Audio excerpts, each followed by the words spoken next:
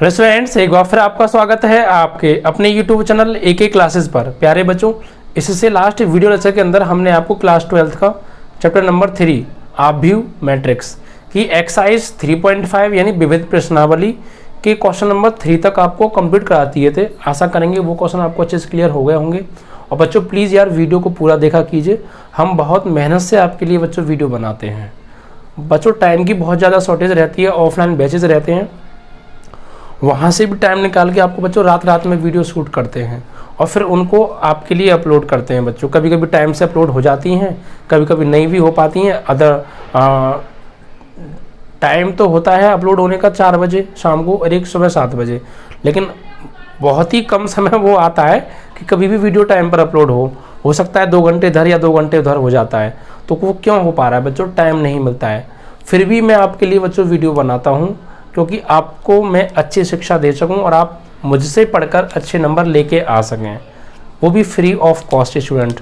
उसके बावजूद भी बच्चों वीडियो को बहुत कम बच्चे देखते हैं यार। वॉचिंग टाइम यार, कल की वीडियो को मैंने कल से अपलोड किया है, उसको सिर्फ 30 मिनट बच्चों ने वीडियो को देखा है, सिर्फ 30 मिनट। और व्यूज़ 25 या 26 व्यूज़ यार। ये बताइए यार, 24 घंटे में 20-25 लोग उस वीडियो को देख रहे हैं। आधा घंटा सबने मिला के उसको देखा है यार। आधा घंटे से तो ऊपर की वो खुद की वीडियो थी। अगर एक बच्चा भी पूरा देख ले तो उसके बराबर का टाइम आया है बच्चों, इतने बच्चों में। तो बच्चों थोड़ा सा मायूसी होती है मुझे, कभी कभी मुझे ऐसा लगता है कि मेहनत करना बेकार जा रहा है, आप लोग उस तरीके से उसका रिजल्ट नहीं दे रहे हैं। मुझे ऐसा लगता है कि वीडियो बनाना व्यस्त हो रहा है, और वो भी मैं इतनी परेशानी काट कर टाइम निकाल के रात को अपनी नींद को कम करके आपके लिए वीडियो प्रोवाइड करता हूं, और उस हिसाब से भी आपके व्यूज़ नहीं आते हैं।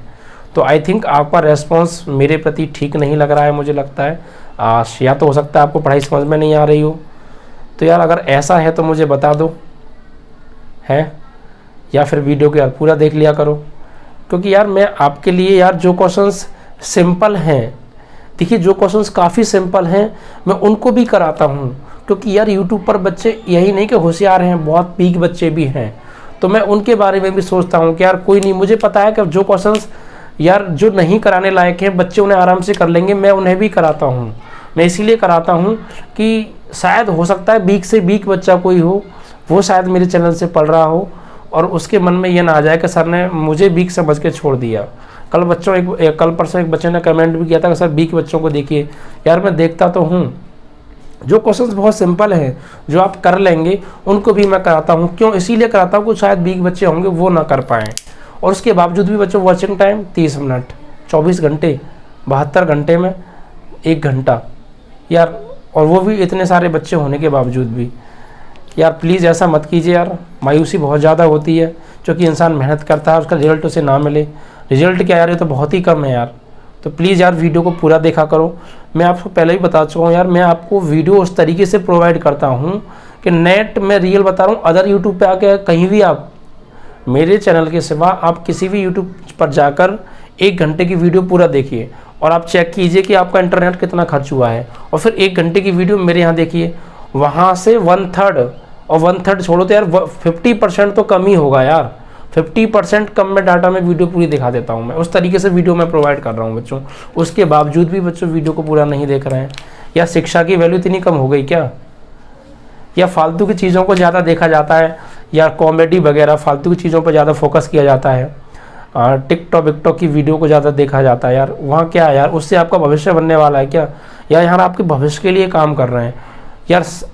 क्या है यार, जहाँ शिक्षा को यार ज़्यादा से ज़्यादा व्यूज़ आने चाहिए वहाँ शिक्षा को व्यूज़ सबसे कम आते हैं बच्चों, और फालतू की चीज़ों पे यार व्यूज़ 1,00,000-2 लाख यार। व्हाट इज़ दिस यार? प्लीज़ अब तो यार आप लोग करो यार शिक्षा यार, जिसकी वजह से हमारी लाइफ बनती है यार, जो हमें ज़िंदगी में आके लेके जाएगी यार, हम उसको नहीं फॉलो कर रहे हैं। और जो कुछ नहीं होने वाला यार, कुछ टाइम की मस्ती और वो सब बेकार है, हमारा टाइम बर्बाद कर रहा है, उसको हम ज़्यादा फोकस करते हैं। व्हाट इज़ दिस यार? पढ़ लीजिए यार, हम आपको पढ़ा रहे हैं यार, ठीक है? तो यार वीडियो को पूरा देखा करो और ज़्यादा से ज़्यादा शेयर कर दिया करो, ठीक है?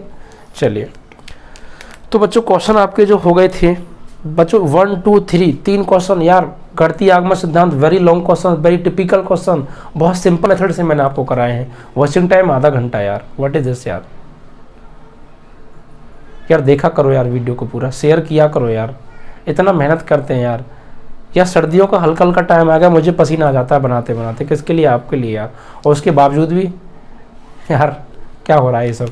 तो प्लीज़ यार वीडियो को देख लिया करो पूरा, है ना, शेयर कर दिया करो, ठीक है। चलो तो क्वेश्चन नंबर 3 तक बच्चों आपके कंप्लीट करा दिए थे मैंने। आज क्वेश्चन नंबर 4 और 5 में कराऊंगा बच्चों क्वेश्चन को उस तरीके से मैं यार आपके सामने लेकर आता हूँ कि हार्ड से हार्ड क्वेश्चन भी आपको सिंपल लगने लग जाता है। वरना यार कहीं भी देख लीजिए, आप इन्हीं क्वेश्चंस की वीडियो देख लीजिए यार, आपको मालूम पड़ जाएगा कितना डिफरेंस है वीडियो के अंदर, क्वेश्चन को कराने के प्रोसेस के अंदर कितना डिफरेंस है।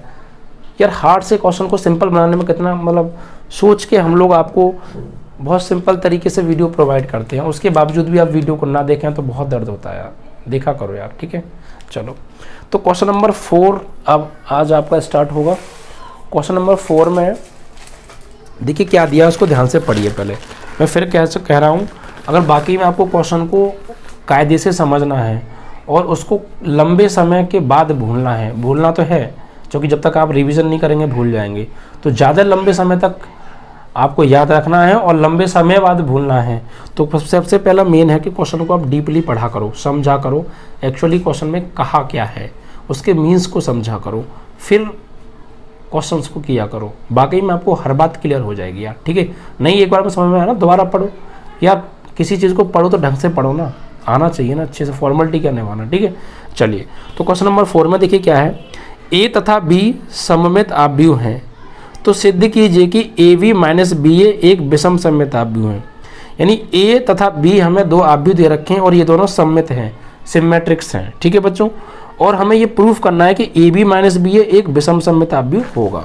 चलिए तो क्वेश्चन नंबर 4 और 5 सेम है, ध्यान से समझिएगा बच्चों। सबसे पहले जो दिया है वो लिख लेते हैं। क्वेश्चन नंबर 4 के अंदर बच्चों दिया है ए तथा बी सममित आव्यूह है, सममित आव्यूह है, ठीक है बच्चों। तो कोई भी आव्यूह बच्चों सममित आव्यूह कब होता है, ये मैं पिछली एक्सरसाइजों में आपको बहुत अच्छे से करा चुका हूँ। सममित क्या होता है, विषम सममित क्या होता है, ठीक है। सममित की कंडीशन मैंने आपको बताई थी, अगर बच्चों ए सममित है, अगर ए सममित है तो ए डैश बराबर होगा बच्चों ए के, अगर बी सममित है तो बी डैश बराबर होगा बच्चों बी के, क्योंकि सममित की कंडीशन यही है। अगर किसी आव्यूह का परिवर्त यानी डैश यानी ट्रांसपोज उसी आव्यूह के बराबर आ जाता है तो इट मीन्स वो सममित आव्यूह है। तो ए और बी अगर सममित हैं तो ए का डैश ए के ही बराबर आएगा, ठीक है। अगर बी एक सममित आव्यूह है तो बी का डैश बी के बराबर आएगा, और हमसे कहा है सममित है तो पक्का ये बराबर आएंगे ही आएंगे, ठीक है बच्चों। इट मीन्स अगर ए और बी सममित हैं तो ए डैश बराबर ए होगा, बी डैश बराबर बी होगा। अब आगे क्या कहा है, हमसे कहा है कि ए वी माइनस बी ए एक विषम सममित आव्यूह होगा, ये प्रूफ करके दिखाओ, ठीक है बच्चों। सिद्ध क्या करना है, ए वी माइनस बी ए एक विषम सममित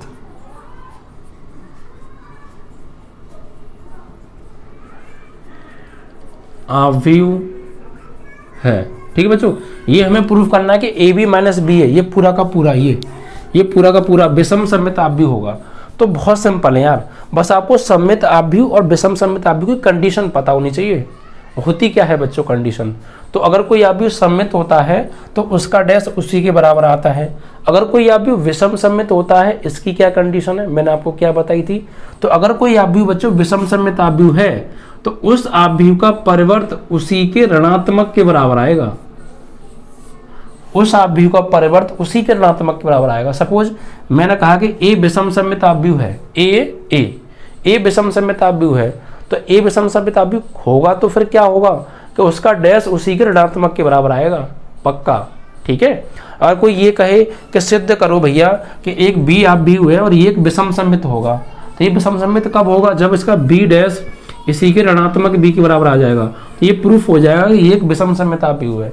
अब बी की जगह कुछ भी हो सकता है, बी की जगह कुछ भी हो सकता है। अब बी की जगह मान लीजिए ये आ गया कि ए प्लस बी ये हमें प्रूफ करना है कि विषम सममित है। a प्लस बी सिद्ध करो कि a प्लस बी विषम सममित होगा। तो यहाँ हमने b विषम सममित प्रूफ किया तो b का डैश b के ऋणात्मक। अगर a को विषम सममित प्रूफ करेंगे तो a का डैश a के ऋणात्मक के बराबर। अगर j को विषम सममित प्रूफ करेंगे तो j का डैश j के ऋणात्मक के बराबर। अगर k को विषम सममित प्रूफ करेंगे तो k का डैश k के ऋणात्मक के बराबर। तो अगर इसको विषम सममित प्रूफ करेंगे तो इसी का डैश इसी के ऋणात्मक के बराबर आना चाहिए, तभी तो ये विषम सममित प्रूफ होगा। यस, बिल्कुल होगा।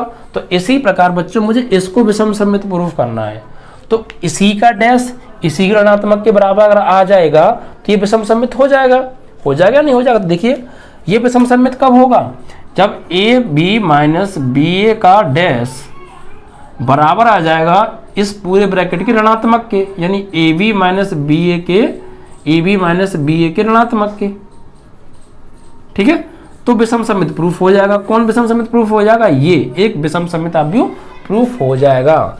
जिसको भी चाहे वो कुछ भी हो उसको आपको विषम सममित प्रूफ करना है तो उसी का डैश उसी के ऋणात्मक के बराबर ले आओ तो प्रूफ हो जाएगा कि वह एक विषम सममित अवयव है। ठीक है बच्चों, चलिए तो हमें एक्चुअली इसको विषम सममित प्रूफ करना है, तो इट मीन्स दैट इसी का डैश इसी के ऋणात्मक के बराबर हम लेकर आएंगे, ले आए तो प्रूफ हो जाएगा।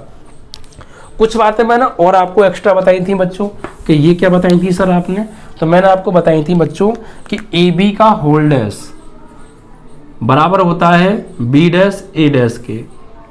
ठीक है, फिर मैंने आपको ये बताया कि ए प्लस बी का होल डैश बराबर होता है ए डैश प्लस बी डैश के, और ए डैश बराबर होता है ए के और बी डैश बराबर होता है बी के। ऐसे कुछ भी हो सकता है जिसका डैश उसी के बराबर, अगर कब, जब ये सममित अवयव हो तब बताया था मैंने। बस, तो अब देखिए बच्चों यहाँ पर हमें क्या करना है, हमको इसको विषम सममित प्रूफ करना है। ये सारी बातें आपको पता होनी चाहिए तब आप इसको प्रूफ कर पाएंगे। ओके, तो इसको हमें विषम सममित प्रूफ करना है। तो मैं अगर इसी का ऋणात्मक इसी के बराबर ले आऊँ, इसी का डैश इसी के ऋणात्मक के बराबर ले आऊँ तो ये विषम सममित हो जाएगा। तो बस मुझे ये निकालना है, और ये अगर मैं ये ले आया बना दिया, इसको मैंने ये बना दिया तो प्रूफ हो जाएगा ये विषम सममित अवयव है। ठीक है, तो देखिए कैसे करूँगा, बहुत सिंपल तरीके से बच्चों। देखो ये ए बी माइनस बी ए का होल डैश, तो अपने मन में मान लो ये पूरा ए है ये पूरा बी है, तो ए प्लस बी का होल डैश हो या ए माइनस बी का होल डैश हो वो बराबर आता है ए डैश माइनस बी डैश के। ठीक है, प्लस है तो प्लस आ जाएगा, माइनस है तो माइनस आ जाएगा। तो इसी प्रकार बच्चों इसको मैंने अपने मन में ए मान लिया, इसको अपने मन में बी मान लिया, तो ए माइनस बी का होल डैश किसके बराबर आएगा, इसका डैश यानी ए बी का डैश और माइनस बी ए का डैश आएगा, नहीं आएगा?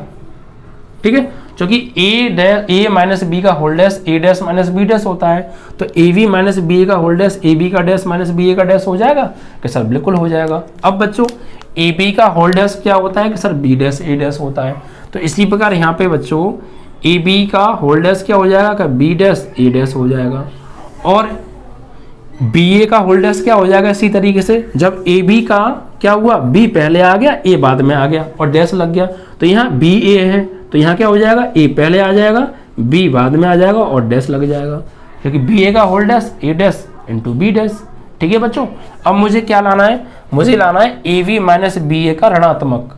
तो यहाँ पर देखो बी को मैं क्या लिख सकता हूँ बच्चों, बी को मैं क्या लिख सकता हूँ सर बी लिख दीजिए, क्योंकि बी डैश बराबर होता है बी के, हमसे कहा है कि बी एक सममित अवयव है, और बी एक सममित अवयव है तो बी बराबर होगा बी डैश के, इसी प्रकार ए बराबर होगा ए डैश के। तो इसका मतलब मैं बी डैश की जगह बी लगा सकता हूँ वहाँ से, और ए डैश की जगह ए लगा सकता हूँ। इसी प्रकार यहाँ पर ए डैश मतलब ए, बी डैश मतलब बी। ठीक है, अब मैं यहाँ से ले लूँ माइनस कॉमन, तो यहाँ से अगर मैं माइनस कॉमन ले लूँगा तो ए बी आ जाएगा पहले, क्योंकि नेगेटिव है पॉजिटिव हो जाएगा, और ये पॉजिटिव है नेगेटिव हो जाएगा बी ए। ठीक है, और ये किसकी वैल्यू है बच्चों की, ये सर इसकी वैल्यू चल रही है, ए बी माइनस बी ए के होल डैश की वैल्यू चल रही है, ए बी माइनस बी ए के होल डैश की वैल्यू चल रही है, ए बी माइनस बी ए के होल डैश की वैल्यू चल रही है। तो बस जरा गौर करना बच्चों, जरा गौर करना, क्या A B minus B A का dash A B minus B A के ऋणात्मक के बराबर नहीं आ गया? सर बिल्कुल आ गया भाई, इसी का डैश इसी के ऋणात्मक के बराबर आ गया। देखो ये चीज़ और ये चीज़ सेम आ गई या नहीं आ गई? सर ये तो बिल्कुल आ गई। देखो A B minus B A का डैश और minus minus A B minus B A, तो इट मीन्स ये क्या हो गया, एक विषम सममित प्रूफ हो गया। किसी को भी आपको विषम समित प्रूफ करना है, उसका डैश उसी के बराबर, ऋणात्मक के बराबर ले आओ। इसको विषम समित प्रूफ करना था, इसी का डैश इसी के ऋणात्मक के बराबर ले आया, बस हो गया, ये विषम समित आव्यूह है। बस इसको विषम समित प्रूफ करने के लिए 2-3 बातें आपको पता हो, ये चीज़ है, ठीक है। अगर ये बात पता है, बहुत सिंपल है यार, a प्लस बी का whole dash a dash plus b dash, b plus a का whole dash b dash plus a dash, a b का whole dash a dash b dash. गुणा में है तो उल्टा हो जाता है, आगे वाला पीछे, पीछे वाला आगे, इस तरीके से, ठीक है। तो बस हमने वही किया, इसका a माइनस बी का होल डैश, यानी इस ये माइनस ये का होल डैश, तो इसका डैश माइनस इसका डैश, फिर ए बी का whole dash B dash A dash, B A का whole dash A dash B dash होता है, वहां से सब कुछ, ठीक है। फिर बी डैश किसके बराबर है कि बी के, ए डैश किसके बराबर है कि ए के, सेम यहाँ से माइनस कॉमन ले लिया, तो ये आगे ये पीछे। अब हमने देखा इसका डैश इसी के ऋणात्मक के बराबर आ गया, तो यहाँ से दो गया, अतः ए बी माइनस बी ए एक विषम सममित आव्यूह है, ठीक है बच्चों। तो बच्चों यार प्लीज़ वीडियो को देख लिया करो, पूरा शेयर कर दिया करो।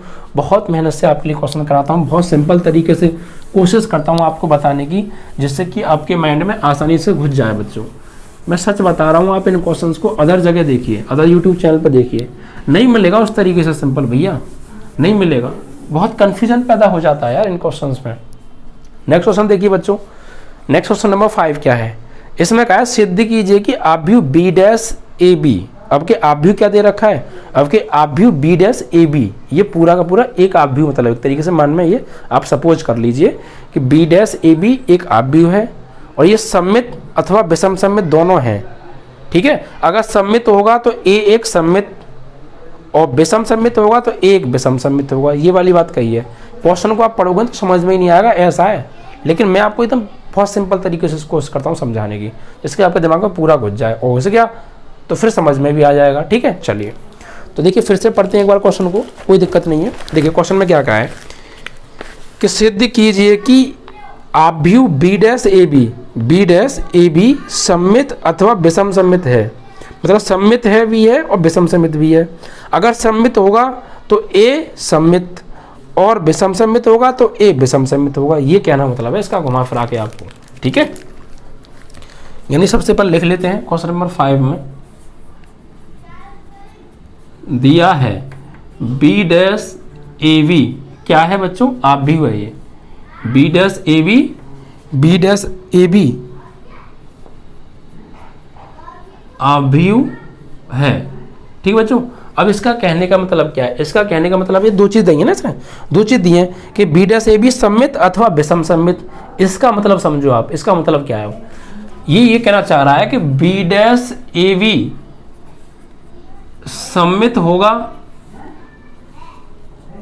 तो ए क्या होगा, ए सममित होगा, ए भी सममित होगा, ए सममित होगा, और जब ये विषम सममित हो जाएगा तो ए विषम सममित हो जाएगा। मतलब अगर ये सममित है तो ए सममित है, और ये विषम सममित है तो फिर ए भी विषम सममित है। इसका मतलब ये है घुमा फिरा के कहने का, ठीक है। जब बी डैश ए बी विषम सममित हो तो ए भी क्या होगा बच्चों, विषम सममित होगा, ये कहना चाह रहा है ये, ठीक है। तो अब हमें ये प्रूफ करना है कि ये एक सममित भी है और विषम सममित भी है, दोनों चीज प्रूफ करनी है। तो पहले हम ले लेते हैं कि ये एक सममित है, और जब ये एक सममित है तो ये भी सममित है। अब इसको सममित प्रूफ करना है एक चीज तो ये, और दूसरा एक बार इसको विषम सममित प्रूफ करना है, तो फिर ए विषम सममित होगा, ठीक है। तो एक बार तो इसको सममित प्रूफ करना है, एक बार विषम सममित प्रूफ करना है। तो सममित तो हम, विषम सममित तो हम अभी प्रूफ करके आ रहे हैं, ठीक। कंडीशन पता होनी चाहिए, बस कुछ भी आ जाए चाहे। देखिए बच्चों सबसे पहले बात करते हैं सममित की। जब बी डैश ए बी, हम सबसे पहले क्या करते हैं, इसको सममित प्रूफ कर लेते हैं। किसको, सममित। एक बार सममित प्रूफ करना है, एक बार विषम सममित प्रूफ करना है। तो देखिए बच्चों, ये सम्मित कब होगा, कोई भी अवयव सम्मित कब होता है, मैंने आपको बताया जब उसका डैश उसी के बराबर आए और विषम्य ऋणात्मक के बराबर आए, यही तो बताया था मैंने। तो इसको मुझे बी डैश ए बी को मुझे सम्मित प्रूफ करना है। तो मैं अगर इसी के बराबर इसी का डैश ले आऊं, तो अगर मुझे इसको सममित प्रूफ करना है तो इसी का डैश इसी के बराबर ले आऊं तो क्या ये सम्मित प्रूफ नहीं हो जाएगा? कि सर बिल्कुल हो जाएगा। भाई किसी भी अवयव को सम्मित प्रूफ करना है, उसी का डैश उसी के बराबर ले आओ। तो मुझे बी डैश ए बी इस पूरे को बी डैश ए बी इस पूरे को सम्मित प्रूफ करना है, तो इस पूरे का डैश इस पूरे के बराबर आ जाएगा। तो क्या ये सम्मित प्रूफ नहीं हो जाएगा? सर बिल्कुल हो जाएगा। तो बस वो बात यहाँ पे आप ध्यान रखिएगा कि ए बी का होल डैश बराबर ए डैश बी डैश, ठीक है, sorry B dash A dash, B पहले आ जाएगा ना, बी डैश ए डैश, ये बात आप ध्यान रखिएगा। और अगर इस यहाँ पे हम सम्मित प्रूफ कर रहे हैं तो ए डैश बराबर होगा ए के, बी डैश बराबर होगा बी के, क्योंकि सम्मित के लिए यही होता है। और विषम सम्मित प्रूफ कर रहे होते तो बस यहाँ पे माइनस हो रहा जाता। ठीक है, चलिए तो देखिए बच्चों, अब मैं इसी का डैश निकालता हूं और इसी के बराबर लेके आऊंगा, आ गया तो बस प्रूफ। ठीक है, तो देखो बी डैश ए बी का होल डैश क्या होगा, तो आपको करना क्या है, ये मान लीजिए अपने मन में कि ये पूरा आपका ए है और ये पूरा आपका बी है। जैसे मुझे इसका होल डैश क्या होगा कि ये पूरा ए है ये पूरा बी है, तो इस ए का बी का डैश और ए का डैश पलट देना है। तो ऐसी मन में मान लीजिए ये ए है ये पूरा बी है, तो इसका होल डैश क्या होगा कि ए बी का होल डैश बी डैश यानी ए बी का डैश और ये ए डैश, तो होल डैश समझ में आया ना। जो भी अंदर लिखा है ये इसका डैश बराबर होगा इसका डैश और इसका डैश यानी बी डैश का भी होल डैश। एक डैश तो ये पहले से चली रहा है बी के साथ और एक इसके अकॉर्डिंग डैश आ गया। ठीक है, जैसे ये ए बी का होल डैश निकालना है मुझे, तो इनके ऊपर किसी के ऊपर डैश नहीं है तो दोनों के ऊपर डैश ही तो आ जाएगा। पीछे वाली चीज आ जाएगी आगे और डैश लग जाएगा, आगे भी वाली चीज चली जाएगी पीछे और डैश लग जाएगा। तो ऐसे ही पीछे वाली चीज तो आ गई आगे और डैश लग गया एक साथ, और ये जो आगे वाली चीज थी बी डैश ये चली गई पीछे, उसके ऊपर एक और डैश लग गया, क्योंकि एक और डैश तो ये वाला डैश है और ये तो इसके साथ चल ही रहा है। ठीक है, चलो अब देखिए एक बात ध्यान रखिएगा, मैंने आपको बताया भी था किसी का भी डैश हो उसका होल डैश निकालोगे तो वापस वो ए ही आ जाता है, और ये मैंने प्रूफ भी आपको कराया था लास्ट एक्सरसाइज में। ठीक है, अगर बी का डैश है तो उसका होल डैश निकालोगे तो वापस से बी ही मिल जाएगा। तो इसी प्रकार बच्चों यहाँ पर आप आ जाइए, ये तो आपका बी डैश ए बी का होल डैश बराबर, ये देखिए ए बी का होल डैश क्या होगा, ए बी का whole dash sir B dash A dash होगा, तो बी डैश ए डैश। ठीक है, अब मैंने अभी क्या बताया था किसी का भी डैश का डैश निकालो, किसी अवयव के डैश का डैश वो अवयव ही होता है, तो बी डैश का डैश बी ही होगा। अब मुझे लाना क्या है, देखिए प्रूफ के अकॉर्डिंग थोड़ा सा आपको चलना है, आपको बी डैश ए बी लाना है, तो बी से तो आपको डैश हटाना नहीं है, ए बी रखना है। तो भैया अब देखो इस बीट से तो आप कुछ कहेंगे नहीं, इसको तो आप एज इट इज रहने दो, अकॉर्डिंग टू प्रूफ चलना है। और ए डैश किसके बराबर होगा कि सर ए के होगा, क्योंकि हमसे कहा था कि ए अगर ये सम्मित होगा तो ए सम्मित होगा और ए सम्मित होगा तो ए डैश बराबर ए होगा।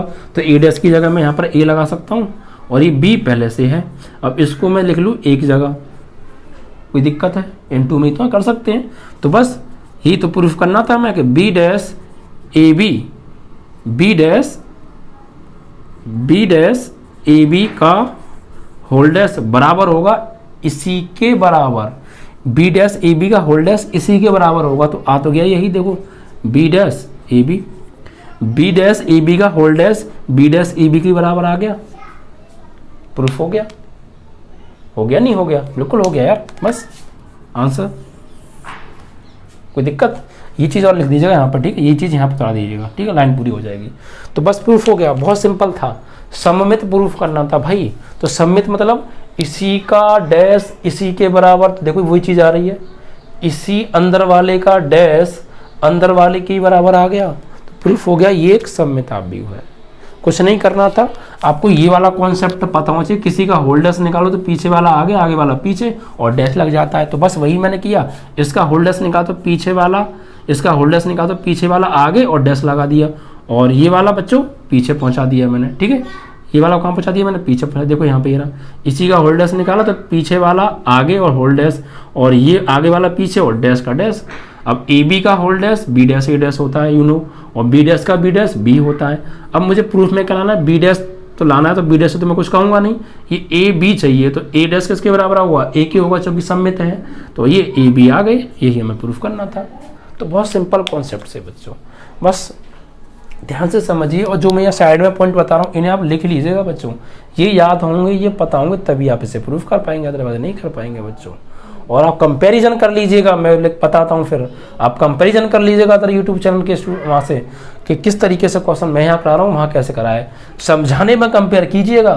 आंसर तो सब कहाँ नहीं आना है, लेकिन किस तरीके, कितना सिंपल तरीके से, कितना माइंड में घुसा के समझाता हूँ यार मैं, और उसके बाद भी यार आपका रेस्पॉन्स वही रहता है, ठीक है।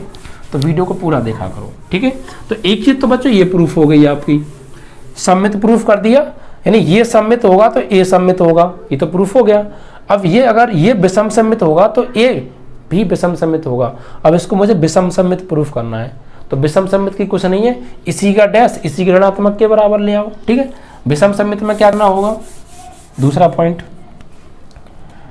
बी डैश ए बी मुझे क्या प्रूफ करना है, विषम सम्मित प्रूफ करना है। तो बहुत सिंपल, विषम सम्मित की कंडीशन कि किसी आव्यूह का डैश उसी के ऋणात्मक के बराबर आ जाए तो विषम सम्मित हो जाता है। तो मुझे इसको विषम सम्मित प्रूफ करना है, तो इसी का डैश में इसी के ऋणात्मक के बराबर ले आऊँगा, यानी ये चीज़ ले आऊँगा तो प्रूफ हो जाएगा कि सर बिल्कुल हो जाएगा। देखिए अंदर जो लिखा है इसका डैश अंदर वाले के ही ऋणात्मक के बराबर आ गया तो प्रूफ हो जाएगा ये विषम सम्मित है, और ये विषम सम्मित होगा तो ए बी क्या होगा, विषम सम्मित होगा, और जब ए विषम सम्मित होगा तो ए का डैश ए के ऋणात्मक के बराबर आ जाएगा, ठीक है। और ये बात तो आपको पता ही होगी कि ए बी का होल डैश बराबर बी डैश ए डैश होता है, ये बात आप पता रखिएगा बस। अब देखिए बच्चों, मुझे इसका डैश इसके ऋणात्मक के बराबर लाना है, तो मैं इसी को ले लेता हूँ। तो बी डैश ए बी का होल डैश निकालना है मुझे, तो ये अपने मन में ए मान लो, ये पूरा बी मान लो, तो ये ए बी का होल डैश बराबर होगा इसका डैश, ये आगे आ जाएगा और ये पीछे चला जाएगा बी डैश और उसका भी डैश। भाई एक डैश तो ये साथ चल रहा और एक डैश ये फॉर्मूले वाला, ठीक है। तो इसका डैश यानी ये अगर ए है ये बी है तो बी डैश यानी इसका डैश और ए डैश यानी इसका डैश, उस तरीके से, ठीक है बच्चों। अब आगे तो ये बी डैश ए बी का होल डैश बराबर आ गया। अब देखिए ए बी डैश है, ए बी का dash B dash A dash होता है, तो सर होता है, तो बी डैश हो जाएगा ए बी डैश हो जाएगा, ए बी का होल डैश हो जाएगा बी डैश ए डैश, और बी डैश का भी डैश, बी डैश का भी डैश तो बी होता है, ओके। अब देखो, अब मुझे क्या प्रूफ करना है, अब मुझे कुछ प्रूफ नहीं करना, जो अंदर लिखा है वही लाना है, लेकिन उसके आगे माइनस आ जाए बस। तो अंदर क्या लिखा है बी डैश, तो बी डैश तो यहाँ पे आ रहा है, बी डैश से तो मैं कुछ नहीं कहूँगा, बस मुझे ये ए बी चाहिए, तो ए डैश हटा के अगर ए बी बन जाए और आगे माइनस आ जाए तो बहुत सिंपल है, तो हो ही जाएगा। देखो ये हमें दिया है भैया, ये दिया है सब चीज़, ये गिवन है कि ए डैश अगर ये विषम सम्मित तो ए भी विषम सम्मित, और ए विषम सम्मित तो ए डैश बराबर माइनस ए के होता है। तो यहाँ पर ए डैश की जगह पर मैं माइनस ए नहीं लगा सकता, बिल्कुल लगा सकता हूँ, तो लगा दो बी डैश ए बी का होल डैश बराबर, ये तो B dash as it is रहने दो, और ए डैश किसके बराबर है माइनस ए के, तो यहाँ पर आ जाएगा माइनस का ए और इनटू ये बी है, तो बी डैश ए बी का होल डैश, ये माइनस आ जाएगा आगे, इनटू में माइनस आगे ले लिया, और क्या बचा बी डैश ए बी, और यही हमें लेकर आना था। इसका डैश इसी के ऋणात्मक के बराबर, तो ये प्रूफ हो गया कि यह एक विषम सम्मित आव्यूह है। तो बस कंडीशन आपको पता हो, सम्मित के लिए ए डैश बराबर ए आना चाहिए, विषम सम्मित के लिए ए डैश बराबर माइनस ए आना चाहिए, यानी उसी आव्यूह का डैश उसी के ऋणात्मक के बराबर आना चाहिए, तो उसी आव्यूह का डैश उसी के ऋणात्मक के बराबर ले आए, तो यहाँ लिख देंगे अतः बी डैश ए बी विषम सम्मित आव्यूह है, क्योंकि आप लिखना चाहो और डीपली लेना, क्योंकि बी डैश ए बी का होल डैश बराबर माइनस के बी डैश ए बी ले आए हम, उसी का डैश उसी के ऋणात्मक के बराबर ले आए, तो प्रूफ हो गया कि यह एक विषम समित आव्यूह है। तो आपने देखा यार, मैं सच बता रहा हूँ, आपको नहीं समझ में आएगा अगर आप कहीं भी पढ़ लीजिएगा, इनको आ भी जाएगा लेकिन उस डीपली या उस तरीके से दिमाग में जो घुसा रहा हूँ उस तरीके से नहीं आएगा। तो बहुत सिंपल कॉन्सेप्ट से मेरा मोटिव यही रहता है कि हर हार्ड क्वेश्चन को मैं सिंपल बना के तुम्हारे सामने पेश करूँ, चाहे मुझे साइड से कुछ चीज़ें बतानी पड़े। और पता भाई, सवाल तभी समझ में आता है जब उसके अंदर जो जो चीज़ें यूज होने वाली हैं वो हमें पता हों। अब किसी सवाल को करने में जो फॉर्मूले, जो रूल्स यूज होंगे, अगर वो हमें पता होंगे तो उसको हम परफेक्टली समझ जाएंगे। अगर कुछ रूल हमें नहीं पता है और उस सवाल के अंदर यूज हो रहे हैं तो उस क्वेश्चन को आप वाकई में 100% तरीके से नहीं समझ पाओगे, या आपने महसूस भी किया होगा। इसीलिए मैं साइड में बता देता हूँ और बोलता बहुत हूँ, क्योंकि वो चीज़ मैं बोल देता हूँ, तो बोलने पर भी फोकस किया करो। तो इस तरीके से बच्चों 5वां क्वेश्चन आपका खत्म हो गया। एक तरीके से इसमें 3 क्वेश्चन दिए थे, है ना, 5वें में नहीं 2 क्वेश्चन दिए थे, एक बार समित प्रूफ करना था, एक विषम समित प्रूफ करना था। ठीक है, तो चौथा और 5वां दोनों प्रश्न लगभग सेम थे, क्योंकि एक में समित और एक में समित और विषम समित दोनों। ठीक है, तो इस तरीके से चौथा 5वां समाप्त। अब देखिए 6वां सवाल देखिए आप बच्चों। 6वें सवाल में क्या दे रखा है, सिंपल है लेकिन मैं करा रहा हूँ फिर भी। ठीक है, इसमें कहा है 6 क्वेश्चन, एक्स वाई जेड के मानों को ज्ञात कीजिए। यानी एक्स वाई और जेड इनके मान ज्ञात करने हैं, और हमें एक दे रखा है यदि a बराबर एक आव्यूह दिया है 3/3 का, 0 2y z x y minus Z x minus Y Z. ठीक है, समीकरण, ये समीकरण a बराबर i को संतुष्ट करता है। यानी हमें ये दे रखा है कि एक्स वाई जेड के मान निकालो यदि a बराबर ये आव्यूह इस समीकरण को संतुष्ट करता है, मतलब a बराबर i होता है, तो एक्स वाई जेड के मान ज्ञात करो। यानी a इंटू a बराबर अगर i हो तो एक्स वाई जेड के मान ज्ञात करो। तो हम क्या करेंगे, a बराबर i रखते हैं पहले। ठीक है, तो उसके लिए क्या क्या चाहिए मुझे भाई, a बराबर i के रखने के लिए क्या क्या चाहिए। देखिए इसमें जो जो चीज़ की आवश्यकता है पहले वो निकाल लो कि क्या क्या चाहिए सर। देखिए एक तो a चाहिए, a हमारे पास है कि नहीं है, तो एक तो a निकालना है। एक a चाहिए तो a तो हमारे पास है, एक i चाहिए तो i हम बना लेंगे खुद। ठीक है, तो सबसे पहले निकालेंगे इसका a। तो किसी भी आव्यूह का डैश कैसे निकालते हैं कि उसकी रो को कॉलम में और कॉलम को रो में चेंज कर दो। जितनी भी उसके अंदर रोज हैं उन्हें कॉलम्स में कन्वर्ट कर दो और कॉलम्स को रोज में कन्वर्ट कर दो, उसका परिवर्तन आ जाएगा, उसका डैश आ जाएगा। लास्ट एक्सरसाइज में बहुत अच्छे से समझा चुका हूँ। ठीक है, तो इसका डैश निकालना है मुझे, तो इसकी जो रो है उसे कॉलम में चेंज करूँ। तो इस पंक्ति को बना दो कॉलम, 0 2y z ऐसे लिखा है, इसे ऐसे लिख दो 0 2y z। इसको ऐसे लिख दो X Y minus Z, X Y minus Z. इसको ऐसे लिख दो एक्स माइनस वाई जेड। तो ये a आ गया, और i आप खुद बना लो। i क्या होगा, i आपको स्वयं बनाना होता है, जितने का a है ना उतने का i खुद बना लिया करो। ठीक है, तो 1 0 0 0 1 0 0 0 1। भाई i क्या होता है, इकाई आव्यूह तत्समक आव्यूह जिसके मुख्य वर्ग का प्रत्येक अवयव 1 से सभी 0। ये तो डेफिनेशन कहती है i की। अब हमें क्या करना है, अब हमें प्रूफ करना है, यानी ये संतुष्ट कर रहा है a बराबर i को, तो एक्स वाई जेड के मान करो, तो खुद संतुष्ट कर रहा है मतलब बराबर होंगे, तो बस यहाँ पे रख दो a की जगह a का मान कितना है, a का मान अभी निकाला है, ये रहा 0 x x 0। भाई ये वाली रो हमने लिखी थी ऐसे, और ये वाली रो हमने लिखी थी ऐसे, और ये वाली रो लिखी थी हमने ऐसे। ठीक है, तो 0 x x 2y y minus Y Z minus Z Z. ये हो गया हमारा a और इंटू a है, तो इंटू a की वैल्यू लगा दो।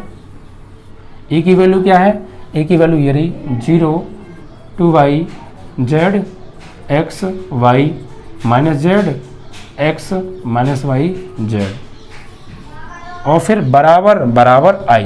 तो बराबर की जगह बराबर और i की जगह i का मान लगाओ। क्या है i का मान, अभी निकाला है, ये रहा 1 0 0 0 1 0 0 0 1। ठीक है, अब क्या हो रहा है कि इन दोनों आव्यूहों का आपस में गुणा हो रहा है, तो गुणा कर दो। गुणा करना बहुत मेन है। और एक लॉन्ग क्वेश्चन बच्चों इस गुणा के ऊपर आता है, तो गुणा को आप ध्यान से समझ लो। गुणा करने का कॉन्सेप्ट मैं हर क्वेश्चन में बताता हूँ। पहली पंक्ति का तीनों कॉलमों में, फिर दूसरी पंक्ति का तीनों कॉलमों में, फिर तीसरी पंक्ति का तीनों कॉलमों में, और पहले एलिमेंट का पहले के साथ, दूसरे का दूसरे के साथ, तीसरे का तीसरे के साथ, संगत अवयवों को संगत अवयव में गुणा करना होता है। तो कर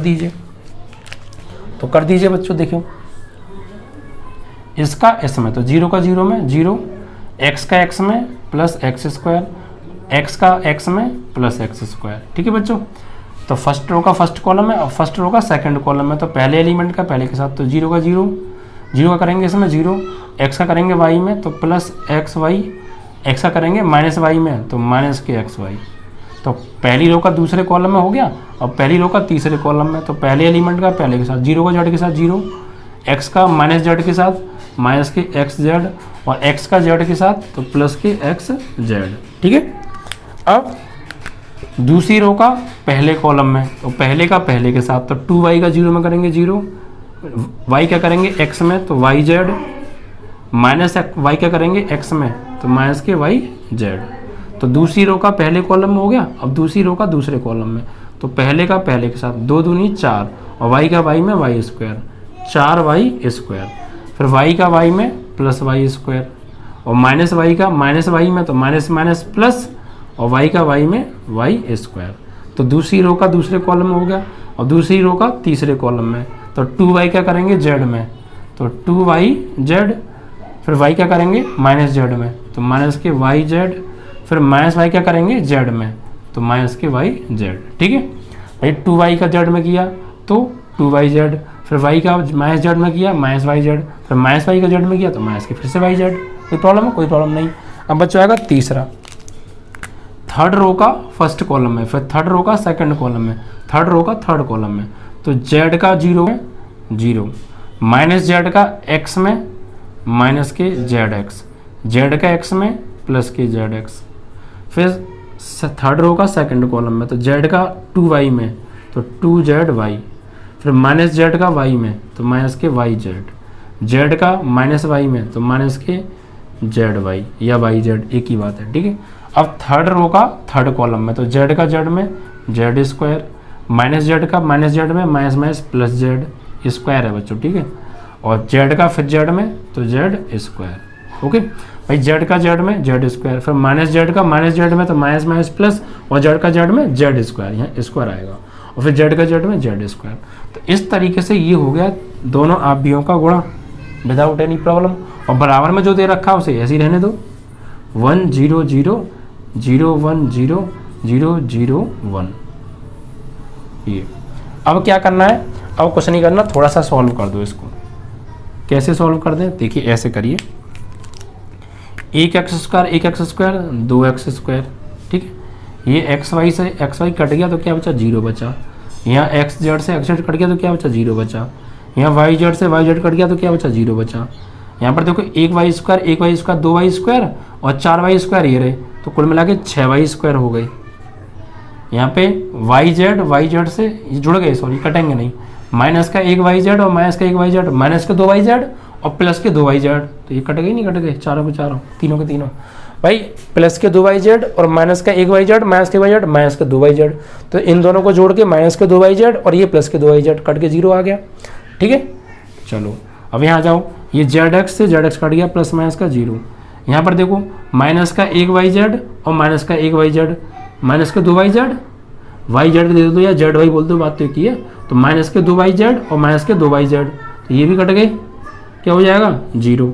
यहाँ पर देखो 1z square 1z square 1z square 3z square बराबर क्या दे रखा है 1 0 0 0 1 0 0 0 1। अब बच्चों क्या करना है, देखिए दोनों आव्यूह ये बराबर हैं। अब मैंने आपको ये बताया था कि दो आव्यूह बराबर कब होते हैं, जब उनके क्रम बराबर हों और संगत अवयव बराबर हों।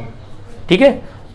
3 चीज़ें होती हैं भाई, क्रम समान, संगत अवयव समान और आव्यूह बराबर। अगर इन 3 चीज़ों में से 2 चीज़ हैं तो तीसरी चीज़ अपने आप हो जाएगी। यहाँ पर क्या देखो, आव्यूह बराबर लिखें तो बराबर हैं, ठीक है, और क्रम समान है, क्रम समान है, तो फिर संगत अवयव क्या हो जाएंगे, अपने आप बराबर हो जाएंगे। ठीक है, अगर इन तीन चीजों में से कोई दो चीज होती है, तीसरी चीज अपने आप बराबर हो जाती है। देखो दोनों आप भी आपस में बराबर में लिखे हैं तो आप भी बराबर, क्रम सेम है, 3/3 का है, ये 3 ही रो है 3 ही कॉलम है, ये भी 3/3 का है, तो क्रम भी समान है, तो फिर तीसरी चीज क्या है, ये अपने आप बराबर हो जाएगी, क्या, संगत अवयव। संगत अवयव अपने आप बराबर हो जाएंगे। यहाँ लिखेंगे अब संगत अवयवों की तुलना करने पर, संगत अवयवों की तुलना करने पर, तो संगत अवयवों की तुलना कैसे करेंगे, देखिए एक्स वाई और जेड के मान निकालने, तो जहां वहां से तुलना करो जहां जहां एक्स वाई जेड दे रखे हैं। तो इसमें एक्स आ रहा है, ये पहला एलिमेंट है, इसका पहला एलिमेंट, इनकी तुलना कर लो। 2x² बराबर आ जाएगा 1 के, तो x² बराबर आ जाएगा 1/2 के, तो यहाँ से x का मान निकालेंगे तो ये रूट में चला जाएगा 1/2 और बाहर आएगा +-1/√2, तो x का मान आ गया। अब y का मान चाहिए, कहाँ है y, ये रहा, तो इसमें ये दूसरी रो का दूसरा अवयव है, तो इसमें दूसरी रो का दूसरा अवयव ये रहा, इसकी तुलना इसके साथ हो जाएगी, तो 6y² बराबर हो जाएगा 1, 6y² बराबर 1, तो y² बराबर 1/6, तो y बराबर हो जाएगा √1/6, यानी y बराबर ± के 1/√6 हो गया। ठीक है बच्चों, अब तीसरा रह गया z का, तो यहाँ पर देखो बच्चों, ये थर्ड रो का थर्ड एलिमेंट और थर्ड रो का थर्ड एलिमेंट, इसके साथ संगत अवयव की संगत अवयव के साथ, तो 3z² बराबर 3z² बराबर 1, तो z² बराबर 1/3, तो z बराबर √1/3, तो z बराबर ± के 1/√3।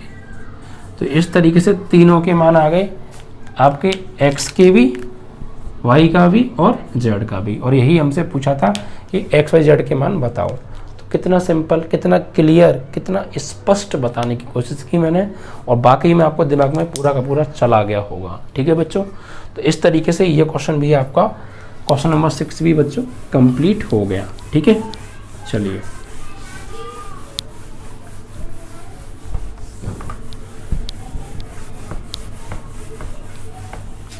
नेक्स्ट क्वेश्चन क्या है बच्चों, देखिए क्वेश्चन नंबर 7 है, क्वेश्चन नंबर 7, ठीक है, और क्वेश्चन नंबर 9 दोनों सेम हैं।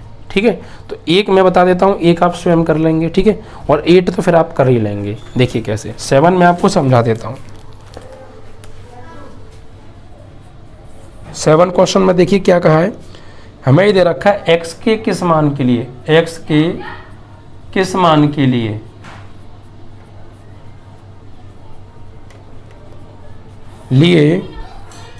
x के किस मान के लिए 1 2 1 ये एक आप भी दे रखा है, और इसमें इनटू हो रहा है 1 2 0 2 0 1 1 0 2, और फिर एक और आप भी का इसमें इनटू हो रहा है बच्चों, किसका है ये 0 2 x, और बराबर दे रखा है बच्चों 0 है, ये 0 है। ठीक है, तो यानी ये क्या कह रहा है, क्वेश्चन का मतलब क्या है, क्वेश्चन ये कह रहा है कि x के किस मान के लिए ये इंटू ये बराबर 0 होगा। यानी मैं x का ऐसा कौन सा मान लगा दूं यहाँ पर, इसमें यहाँ x की जगह पर, यहाँ मैं x की जगह वो कौन सा मान लगा दूं जिससे कि इन दोनों का गुणा करूं फिर इनका गुणा करूं और बराबर 0 आ जाए। x के किस मान के लिए, वो x का मान हमें एक्चुअली निकालना है।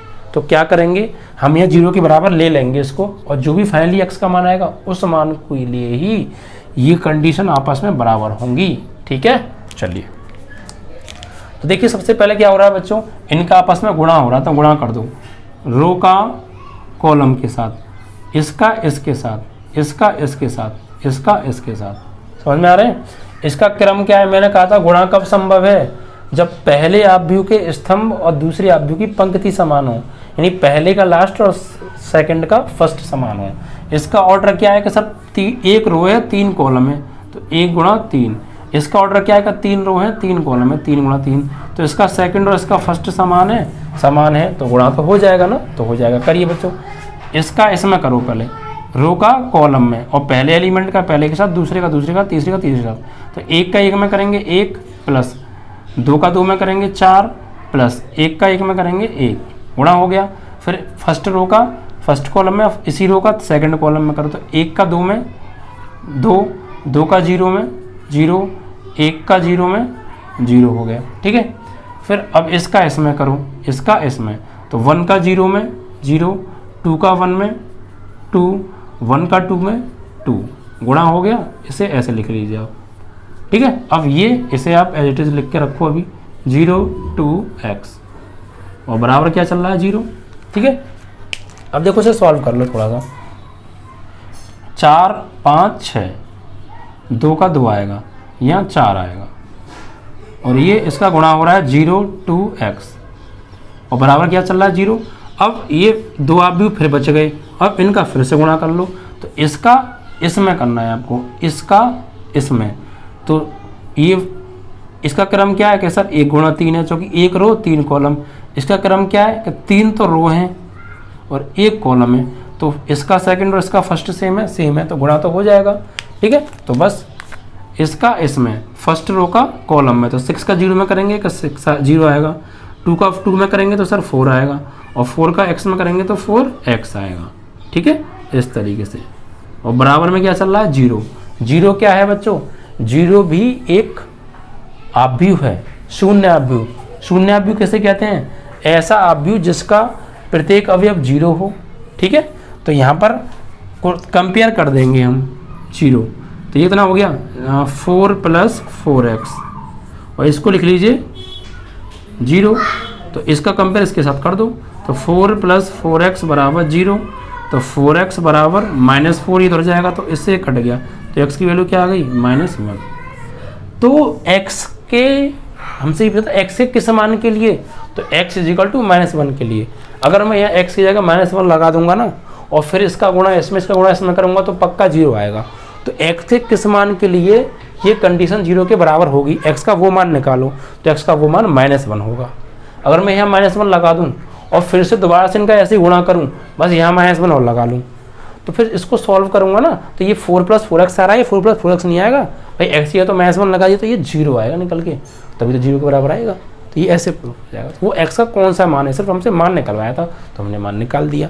अगर वो प्रूफ भी कराए दोबारा से, तो यहाँ पे x का मान -1 लगा देना, और फिर से इसका गुणा इसमें करना, इसका गुणा इसमें करना, फाइनली 0 ही मिलेगा, प्रूफ हो जाएगा। वैसे प्रूफ कराया नहीं है, ठीक है बच्चों। तो इस तरीके से ये आपका 7वां सवाल समाप्त। अब देखिए 7वें सवाल से पहले आप 9वें सवाल को देखिए एक बार। 9वें सवाल में देखो सेम ऐसे ही है।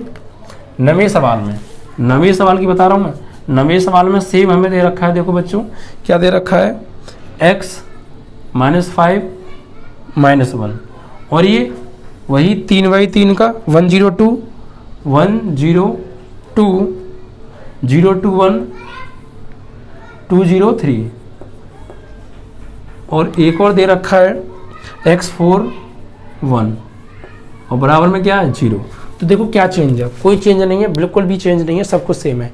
देखो 1 × 3 1 × 3 3 × 3 3 × 3, ये 3 × 1, ये भी 3 × 1 है, और बराबर में 0 बराबर में 0। क्या है यार सेम, क्या चेंज है, कुछ चेंज नहीं है, सेम ऐसे ही इसका गुणा इसमें करना, इस तरीके से ये मिलेगा, इसका गुणा इसमें करोगे ऐसा मिलेगा, फिर इसको आप एज इट इज लिखा है ऐसे आप इसको लिख लेना, फिर उनका आपस में गुणा करना, कंपेयर कर देना, बराबर 0 के x का मान आ जाएगा। तो 7वां खत्म, 7वें के साथ 9वां भी खत्म। अब 8वां देखिए बच्चों, 8वां रह गया ना अभी आपका। देखिए 8वें में आपको क्या करना है, बहुत सिंपल क्वेश्चन है, पीछे मैं करा चुका हूँ, समझा रहा हूँ, सिर्फ ऐसे ही समझा देता हूँ, आप कर लेंगे बिल्कुल। देखो a बराबर मुझे 2/2 का एक आव्यूह दे रखा है, 3 1 -1 2, ठीक है। और मुझे क्या सिद्ध करना है कि a² - 5a + 7i बराबर लेके आना है 0 के। तो कोई दिक्कत नहीं है, बहुत सिंपल है। क्या करेंगे आप, देखिए मुझे ये बराबर 0 लाना है, तो मुझे 0 लाने के लिए क्या क्या चाहिए, तो सर एक तो मुझे चाहिए a², एक चाहिए मुझे a, एक चाहिए मुझे i, 3 चीज़ चाहिए बस। तो a² कैसे निकालोगे, a तुम्हारे पास है, a² क्या होता है बच्चों, a × a होता है, ये तो होता है। तो आप a² को कैसे लिखोगे कि सर a × a लिखोगे, a² को a × a, और ये 5A है और ये 7I है, 0 आपको लेके आना है। तो अब A की जगह A का मान लगा दोगे या नहीं लगा दोगे? सर बिल्कुल लगा दूंगा। फिर इस वाले A की जगह फिर से मान लगा दोगे? सर बिल्कुल लगा दूंगा।